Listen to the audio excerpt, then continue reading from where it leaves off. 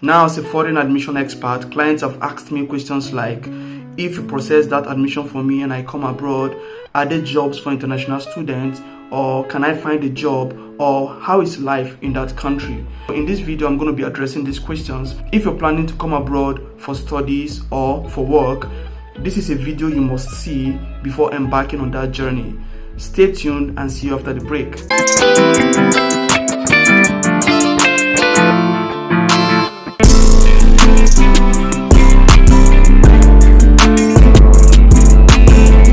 Alright, welcome back. My name is Breno. I'm a business consultant and I'm a specialist when it comes to admission for foreign students. If you're new to my channel, kindly subscribe and hit the notification bell so that you don't miss any content like this. Alright, okay, so I'm going to be sharing with you in this video based on my wealth of experience, and as somebody who have lived abroad for several years, I'm going to be sharing my experience and the things I've seen or noticed around me. Okay, first of all, I want you to know that coming abroad doesn't mean that you're coming into the bed of roses. Abroad is not a bed of roses. It's not as if when you come abroad, you would find a tree somewhere where we plug money or where we remove money. No, because the way the people over there in Africa, especially Nigeria, the way they demand from people abroad, it's so alarming. They demand a lot. They expect that their son or their daughter who just went abroad to study will start sending them thousands of dollars after 1 month, after 2 months, after 3 months. And because of that, a lot of people have engaged into crimes. Some women engage into prostitution because they want to please people back home. They want to take care of people back home, or they want to take care of their studies here abroad. Or even the men, some of them venture into yahoo or into drugs or into other kinds of fraudulent activities because they want to keep up, because they want to impress people back home, and so on and so forth.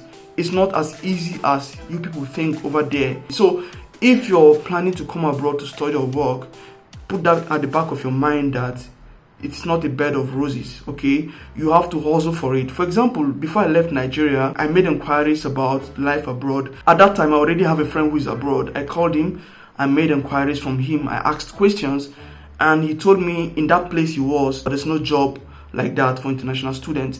And but then, I'm not trying to say that abroad, there's no job at all. So it depends on the country you go to. In some countries there are jobs for international students. In some countries there are no jobs for international students. So you have to make your research to find out about the country you're going to. If possible, if you know somebody in that country who's already there, it would be nice to ask questions so that you don't enter into something you will regret later. Because listen, when I came abroad, there are people that I came abroad with maybe at the same time. Some of them have went back to Nigeria. I remember when I came abroad, I came with somebody on the same flight, and after a couple of months, the guy did something. I heard that he was engaged in a fraudulent activity, and he ran away from that country, went to another country where he was eventually deported back to Nigeria. So if you are planning to come abroad to study or to work, please make research. And I want you to have this mentality that it is not that easy, okay? Of course, the opportunities here are more in some countries abroad, more than in Nigeria or in some African countries, okay? I'm not disputing the fact that there are more opportunities here, but then you have to know your onion. You have to hustle for it. So I want you to put it at the back of your mind that if it's gonna work, you have to be the one to make it to work, okay? You have to see wherever you are, you have to work it out. You have to put in the necessary work. And I also want to advise our parents back home in Africa or in Nigeria, please stop putting pressure on your children that are abroad, okay? Because you putting pressure on them is kind of indirectly telling them to do anything it takes to get money or to make money. And this is leading so many into crimes. Please, and also before coming abroad for studies or for work, I want you to know that help does not come from abroad. Help comes from above, okay? And listen, don't always think that it's greener in the other side. Besides, the blessing is not on your location. The blessing is on you. Wherever you go, the blessing goes, okay? There are people over there in Africa, in Nigeria, really making it. So the point is, discover who you are. You have to be sure that God is leading you to go abroad, and that is your vision. You have to be sure that you have that vision, and you have to be sure that you are prepared for anything that comes out of it. For example, I knew back then in Nigeria that I have to come abroad. So I knew, I was convinced deep inside me that I have to travel abroad. At some point in my life, I have to travel abroad, I have to live abroad, I have to do this abroad. And so I was prepared. Okay, I didn't come with the mentality that everything is going to be rosy abroad. No, before leaving Nigeria, I already knew that it's not going to be easy abroad.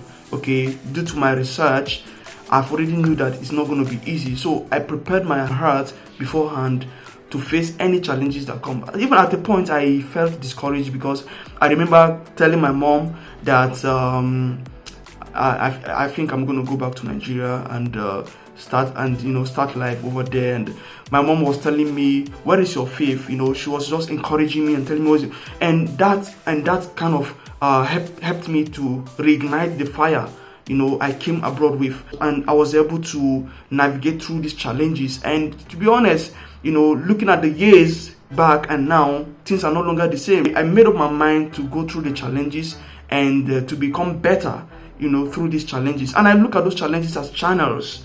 I looked at those hard times I went through as trainings.